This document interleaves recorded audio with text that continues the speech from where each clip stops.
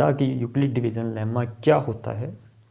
Simply जब हम किसी भी दो पॉजिटिव इंटीजर्स को एक दूसरे से डिवाइड करवाते हैं या फिर किसी एक इंटीजर को किसी दूसरे इंटीजर से डिवाइड करवाते हैं तो उस केस में रिमाइंडर क्या क्या हो सकता है उसे कहते हैं यूक्लिड्स डिवीजन लेमा।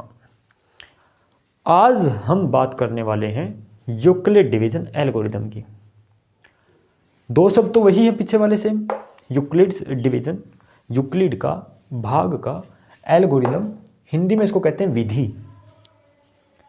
जैसे लेम्मा था वैसे यूक्लिड डिवीजन एल्गोरिदम।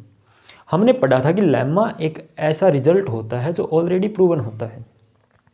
इसी टाइप से एल्गोरिदम क्या होता है, collection of steps, collection of steps मतलब चरण। पहले हमने एक काम किया, उसके बाद दूसरा काम किया, उसके बाद तीसरा काम किया, उन कंप्लीट को क्या कहते हैं, कलेक्शन कहते हैं। उस कंप्लीट को क्या कहते हैं, कलेक्शन कहते हैं। तो कलेक्शन ऑफ स्टेप्स है, कलेक्शन ऑफ स्टेप्स है जिसका इस्तेमाल किया जाता है for specific work, specific function कह लीजिए। किसी भी डेफिनेट काम को कंप्लीट करने के लिए जब हम किसी स्टेप्स को बार बार से रिपीट करते हैं उसको कहते हैं एल्गोरिदम। एक स्टेप्स का कलेक्शन है, बार बार किसी स्टेप्स को फॉलो करना किसी एक डेफिनेट काम को करने के लिए, उसको कहा जाता है एल्गोरिदम। तो यहां पर यूक्लिड डिवीजन एल्गोरिदम क्या है, इससे पहले जो हमने पढ़ा था Euclid division lemma, A is equal to BQ plus R is less than B for two integers A and B। दो इंटीजर्स A और B के लिए A बराबर होगा BQ प्लस R के, जहां पर R रिमाइंडर है और ये R B से कम है। इसको कहते हैं Euclid's division lemma. Euclid division lemma को बार बार प्रयोग करना कहलाता है Euclid division algorithm. Euclid's division lemma को बार बार से प्रयोग करना ताकि हम कोई एक काम हमारा कंप्लीट कर सकें, किसी एक प्रॉब्लम का सोल्यूशन हम कर सकें, कोई डेफिनेट प्रॉब्लम हमारे पास थी उसका समाधान हम कर सकें, उसको कहते हैं यूक्लिड डिवीजन एल्गोरिदम। तो अब हमें ये समझना है कि यूक्लिड डिवीजन एल्गोरिदम यानी यूक्लिड डिवीजन लेम्मा को हम बार बार प्रयोग करेंगे तो कैसे करेंगे और क्यों करेंगे, कैसे करेंगे और क्यों करेंगे। सबसे पहले जवाब लेते हैं क्यों का, कि हमने कहा यूक्लिड डिवीजन लेम्मा को बार बार से प्रयोग करना किसी स्पेसिफिक काम को करने के लिए। वो स्पेसिफिक काम क्या है, HCF।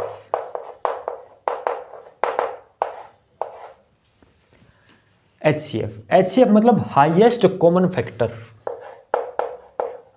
Highest common factor. अब इनका मतलब समझ लेते हैं। फैक्टर क्या होता है, एक ऐसा नंबर जो किसी भी नंबर को डिवाइड करता हो। जैसे 10 है, 10 को कौन कौन भाग करता है, 1 भाग करता है, 2 भाग करता है, 5 भाग करता है और 10 भाग करता है। ये सारे नंबर्स ऐसे हैं जो 10 को भाग करते हैं। तो ये सब क्या हैं, 10 के फैक्टर्स हैं।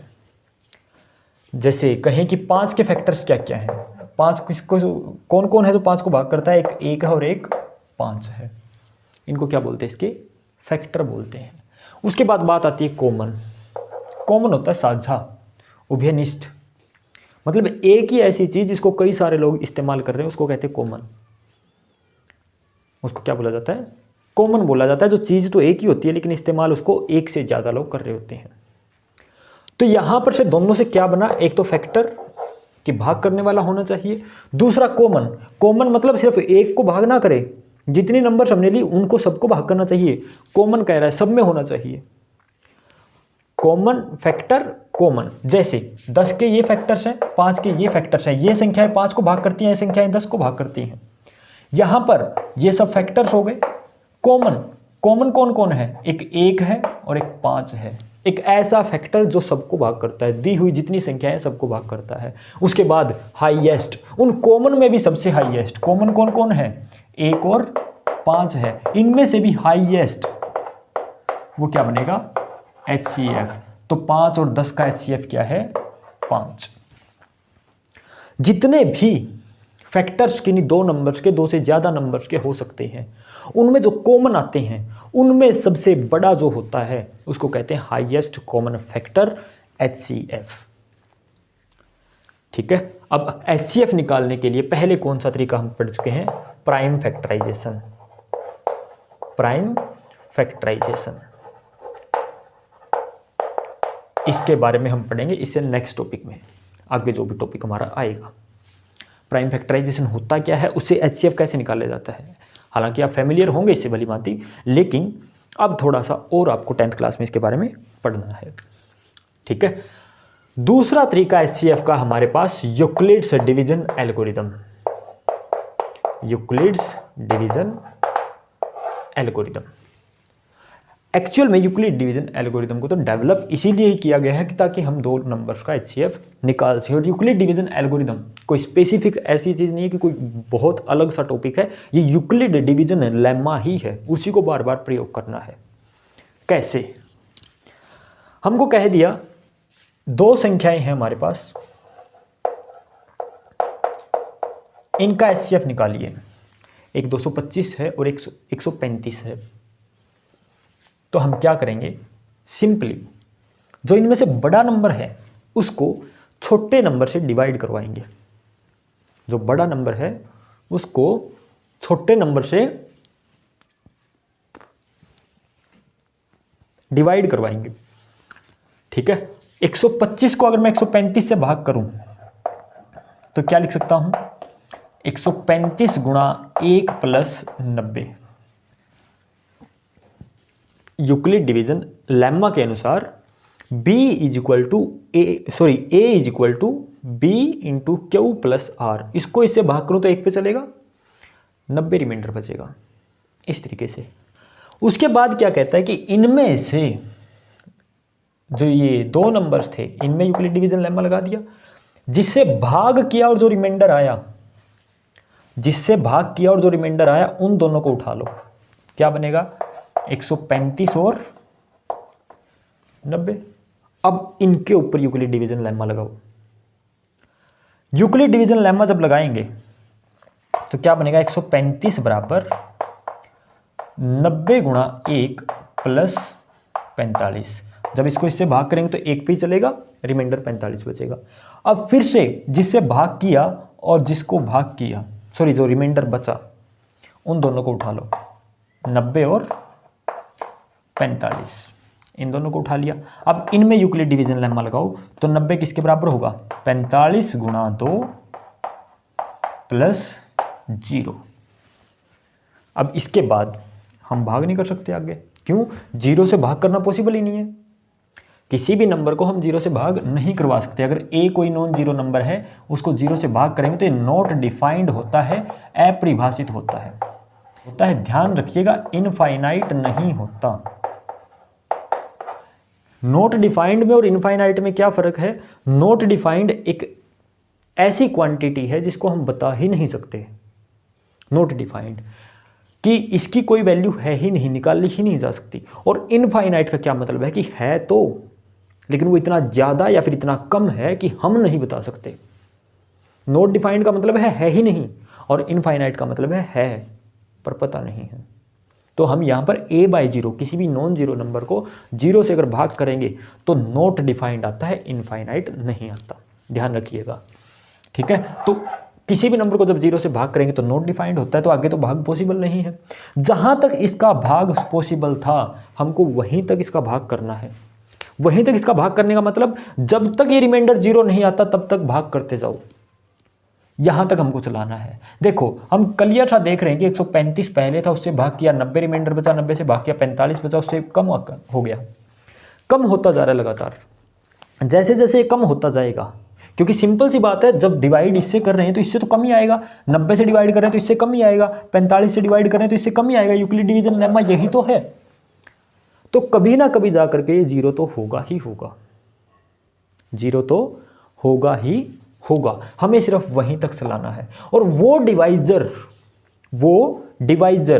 कौन कौन है? एक 135 है, एक 90 है और एक 45 है।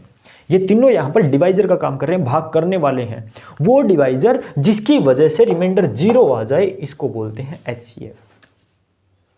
उन दो नंबर्स का यूक्लिड डिवीजन लेम्मा को बार बार लगाने से एक ऐसा डिवाइजर जिसकी वजह से रिमाइंडर जीरो आ जाए, वो उन दोनों को कंप्लीट भाग करता है, पूरा दोनों को भाग करता है, और सबसे बड़ा नंबर है जो दोनों को भाग करता है। ठीक है। इसी का दूसरा तरीका क्या है, इसको बस थोड़ा सा आसानी से समझने के लिए 225 है, 135 है, इसको भाग करवाया, एक पे गया 135, बच गया 90। अब 135 को भाग करवा दीजिए, एक पे जाएगा 90, बच गया 45। अब फिर 90 को भाग करवा दीजिए, बच गया 0। किसकी वजह से 0 हुआ? 45 की वजह से। तो HCF क्या हो गया किसका? 135 और 225 का बराबर 45। This is known as Euclid's division algorithm. और देखते हैं, जैसे 10 और 21 का HCF निकालना है, तो देखो भाग करवाएंगे 21 को किससे? 10 से, 2 20, बच गया कितना? 1। 10 कितने पे जाएगा?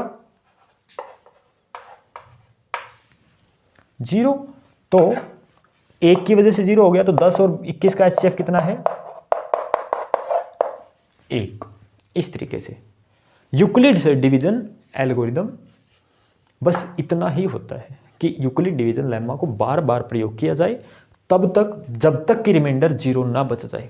जैसे ही रिमाइंडर 0 बच जाता है, तब हम क्या कहेंगे कि यहाँ से जो HCF निकलता है वो 45 है, वो HCF 1 है, वो HCF कोई और नंबर हो सकता है जिसकी वजह से जो रिमाइंडर है वो 0 बन जाए। आई होप कि आपको यूक्लिड डिवीजन लेम्मा और यूक्लिड डिवीजन एल्गोरिथम ये दोनों टॉपिक अच्छे से समझ में आए होंगे। एक्सरसाइज 1.1 तक का जो कुछ भी आपको बेसिक चीज़ें पढ़नी थी वो कंप्लीट हो चुकी हैं। इसके अलावा अगर आपको कुछ दिखता है तो वो भी आप बता सकते हैं, और कोई और आपको इन दोनों टॉपिक में प्रॉब्लम रहती है तो वो भी आप कमेंट में बता सकते हैं।